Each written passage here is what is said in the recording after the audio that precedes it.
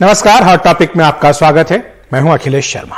हम शुरुआत कर रहे हैं पंजाब से, जहां कांग्रेस में कैप्टन अमरिंदर सिंह के खिलाफ बगावत थमने का नाम नहीं ले रही है। करीब 30 विधायकों ने उन्हें हटाने की मांग की है। इनमें 4 मंत्री भी शामिल हैं। कुछ विधायक आज देहरादून पहुंचे और पंजाब प्रभारी हरीश रावत से मिले। हालांकि हरीश रावत ने साफ कर दिया है कि कैप्टन मुख्यमंत्री बने रहेंगे और अगला चुनाव उन्हीं की अगुवाई में लड़ा जाएगा। हरीश रावत ने यह माना कि विधायकों की शिकायत चिंता की बात है।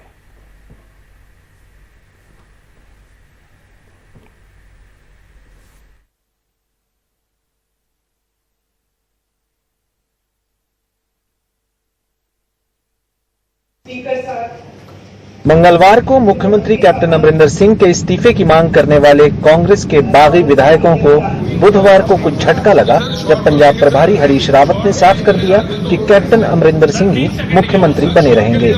मैं अभी हमने सीएम के फेस के विषय में कुछ कहा और सत्यता यह है, हम अमरिंदर सिंह जी के नेतृत्व में ही 2022 में चुनाव में जा रहे हैं।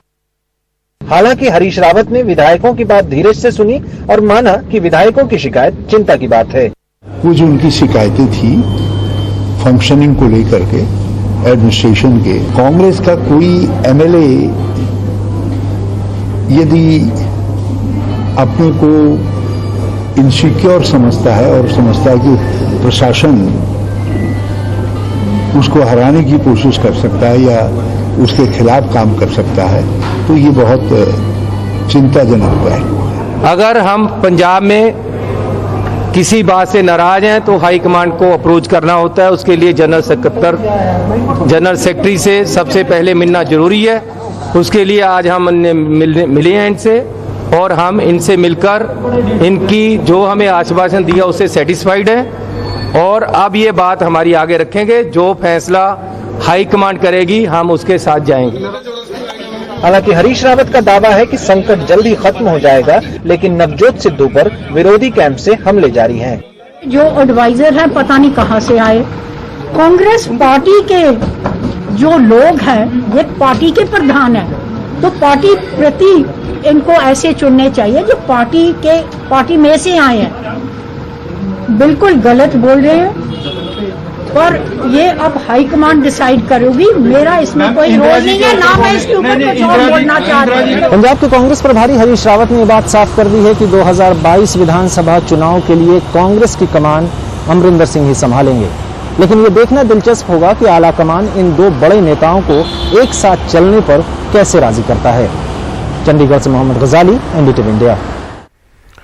और नवजोत सिंह सिद्धू के सलाहकारों के विवादित बयान और जिस तरह की फेसबुक पोस्ट की है, उससे लेकर हरीश रावत ने कहा कि सिद्धू को इस तरह के सलाहकारों को तुरंत हटा देना चाहिए। अगर जरूरी हुआ तो वो खुद भी इसके लिए निर्देश जारी करेंगे। और पार्टी की प्रारंभ से ये नीति रही है कि जम्मू कश्मीर भारत का अविभाज्य अंग है। कोई भी व्यक्ति कितना ही किसी पद पर हो, यदि उसने ऐसा बयान दिया है तो ये गैर जिम्मेदाराना है। पार्टी इसको नहीं मानती है। वैसे भी ये सलाहकार पार्टी की राय से नहीं बनाए गए हैं और सिद्धू साहब को हमने बता दिया है कि ये पार्टी के लिए इस तरीके की बातें एक्सेप्टेबल नहीं है। वो कंट्रोल करे और उसका समाधान निकाले और हमको ऐसे सलाहकारों की आवश्यकता नहीं है। सिद्धू जी को जो है इनको हटा देना चाहिए और यदि आवश्यकता पड़ी तो मैं डायरेक्शन भी इशू करूंगा। और पंजाब के साथ ही छत्तीसगढ़ कांग्रेस में भी घमासान मचा हुआ है। दिल्ली से रायपुर वापस पहुंचने पर मुख्यमंत्री भूपेश बघेल ने अपना शक्ति प्रदर्शन किया। उनका स्वागत करने के लिए सैकड़ों कांग्रेस कार्यकर्ता वहां जमा हुए। इस मौके पर भूपेश बघेल ने कहा कि राहुल गांधी से मुलाकात में उन्होंने छत्तीसगढ़ की स्थिति की जानकारी दी है। राष्ट्रीय नेता का जब तक आदेश है तब तक मैं इस पद पर हूं, जब वो कहेंगे तब ये पद त्याग दूंगा। टीएस सिंहदेव पर इशारों में हमला करते हुए बघेल ने कहा कि जो लोग 2.5 साल का राग अलाप रहे हैं वो कभी इस पर सफल नहीं होंगे। सरकार किसानों की है, आदिवासियों की है, मजदूरों की है। ये छत्तीसगढ़ के 2 करोड़ 80 लाख लोगों की है, सबका प्रतिनिधित्व करती है। बहुत शानदार ढंग से काम कर रही है। मुझे इस बात की खुशी है कि मुझे सोनिया जी और राहुल जी ने ये जिम्मेदारी दी और मैंने पहले भी कहा था उनका जब तक के आदेश है तब तक के मैं इस पद पे हूं। जब वो कहेंगे उस पद का त्याग कर दूंगा। तो इसमें किसी को कोई संशय नहीं होना चाहिए। ये जो 2.5 साल के राग अलाप रहे ना, वो राजनीति में अस्थिरता लाने की कोशिश कर रहे हैं, लेकिन वो कभी सफल नहीं होंगे। बात करते हैं महाराष्ट्र की, जहां उद्धव ठाकरे पर आपत्तिजनक टिप्पणी के मामले में गिरफ्तार हुए केंद्रीय मंत्री नारायण राणे ने आज उन पर जमकर हमले किए। उद्धव ठाकरे के कई आपत्तिजनक बयानों की याद दिलाते हुए राणे ने कहा कि उन पर मुकदमा दर्ज क्यों नहीं किया गया। राणे ने कहा कि कोर्ट में सुनवाई तक वो इस मामले पर ज्यादा नहीं बोलेंगे। साथ ही उन्होंने कहा कि उद्धव ठाकरे सरकार अब कुछ ही दिनों की मेहमान है और वे महाराष्ट्र को पश्चिम बंगाल नहीं बनने देंगे। शिवसेना के मुखपत्र सामना में खुद को गैंगस्टर बताए जाने पर उन्होंने कहा कि संजय राउत संपादक पद के लायक ही नहीं है। साथ ही उन्होंने कहा कि शिवसेना ने मुझे मुख्यमंत्री बनाया था, तो क्या कोई गैंगस्टर को मुख्यमंत्री बनाता है?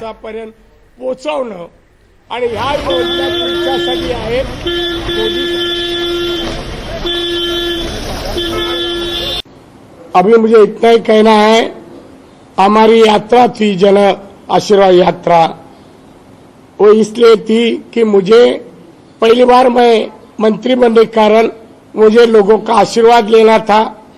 वो आशीर्वाद के बारे में हमारे पंतप्रधान जी ने कहा, आप जाइए लोगों में उनका आशीर्वाद लीजिए।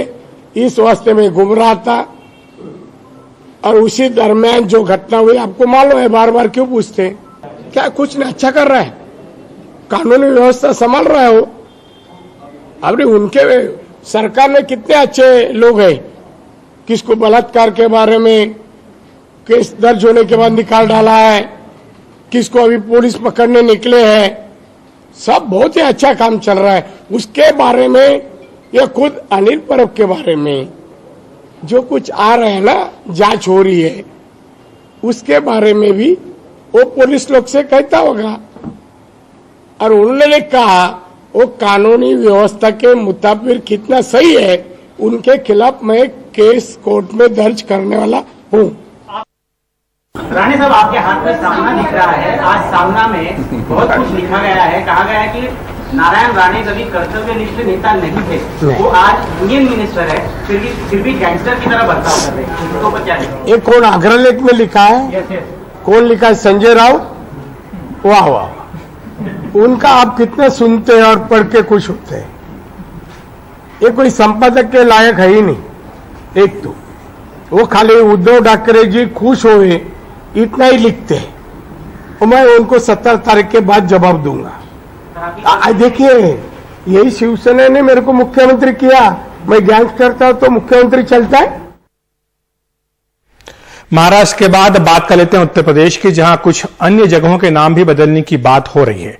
पूर्वांचल के जिले मिर्जापुर का नाम विंध्यधाम करने और उन्नाव के मियागंज ब्लॉक का नाम मायागंज करने की मांग उठी है। इससे पहले अलीगढ़, मैनपुरी और फिरोजाबाद के नामों को बदलने के प्रस्ताव भी जिला पंचायतों ने सरकार को भेजे हुए हैं। आपको याद दिला दें कि 2018 में योगी सरकार ने इलाहाबाद का नाम बदलकर प्रयागराज और फैजाबाद का नाम बदलकर अयोध्या कर दिया था। फैजाबाद का नाम अयोध्या हुआ है। ऐसे कई पर्यटक स्थल का नाम चेंज हुआ है और यह विंध्यधाम पर्यटक स्थल के क्षेत्र में कई 100 करोड़ रुपया लग करके विकसित हो रहा है। मिर्जापुर का विकास हो रहा है। माननीय योगी जी आदित्यनाथ के ज़माने में तो हम भी चाहते हैं कि मिर्जापुर का नाम बदल करके विंध्यधाम कर दिया जाए और यह बहुत ही अति ज़रूरी है। और जनता की भावनाओं के साथ मैं आवाज़ उठा रहा हूँ कि जनता भी देख रहे हैं, चाह रही है कि बहुत पुराना नाम मिर्जापुर का है, किस उद्देश्य से रखा गया था, लेकिन विंध्यधाम हो जाए तो यहाँ के लोगों की आस्था की पूर्ति भी होगी। ग्राम पंचायत मियागंज द्वारा ग्राम पंचायत मियागंज का नाम बदलकर मायागंज किए जाने का प्रस्ताव प्रस्तुत किया गया है। उक्त प्रस्ताव खंड विकास अधिकारी और उप जिलाधिकारी के माध्यम से प्राप्त हुआ है। उक्त प्रस्ताव शासन को अग्रिम कार्रवाई हेतु प्रेषित किया गया है। उत्तर प्रदेश के बाद अब बात कर लेते हैं बिहार की, जहां उप मुख्यमंत्री तारा किशोर प्रसाद पर सत्तारूढ़ जेडीयू के ही विधायक गोपाल मंडल ने गंभीर आरोप लगाए हैं। उन्होंने मुख्यमंत्री नीतीश कुमार से मांग की है कि उनके खिलाफ कार्रवाई की जाए, लेकिन बीजेपी इससे नाराज हो गई है। उल्टा बीजेपी ने जेडीयू से कहा है कि वो गोपाल मंडल के खिलाफ कार्रवाई करे। ये मैं दावे के साथ था, जनता दल यूनाइटेड के बड़बोले विधायक गोपाल मंडल फिर अपने बयान से चर्चा में हैं। मंडल ने इस बार राज्य के उप मुख्यमंत्री तारकिशोर प्रसाद पर आरोप लगाया है कि अपनी भागलपुर यात्रा के दौरान उन्होंने कुछ लोगों के जमीन और घर बचाने के बदले वसूली की।